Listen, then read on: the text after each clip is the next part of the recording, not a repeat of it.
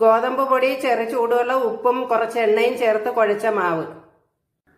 ഒരു ചപ്പാത്തി നൈസായിട്ട് പരത്തിയെടുത്തു. എണ്ണയോ ബട്ടറോ നെയ്യോ സ്പ്രെഡ് ചെയ്ത് കൊടുക്കാം. ഞാനിവിടെ ബട്ടറാണ് പുരട്ടി കൊടുക്കുന്നത്. കുറച്ച് ഗോതമ്പ് പൊടി വിതറി കൊടുക്കാം. ഒന്ന് ഫോൾഡ് ചെയ്ത് കൊടുക്കാം. വീണ്ടും ബട്ടർ സ്പ്രെഡ് ചെയ്ത് കൊടുക്കാം.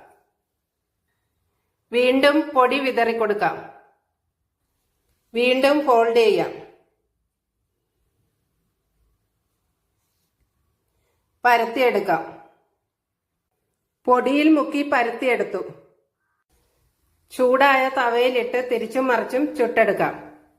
ബട്ടർ സ്പ്രെഡ് ചെയ്ത് കൊടുക്കാം. നല്ല ഇതളായിട്ടുള്ള ചപ്പാത്തി കഴിക്കാൻ കറി ഒന്നുമില്ലാതെ ചൂടോടെ നല്ല ടേസ്റ്റി ആയിട്ട്. എല്ലാവരും ഒന്ന് ട്രൈ ചെയ്ത് നോക്കണേ.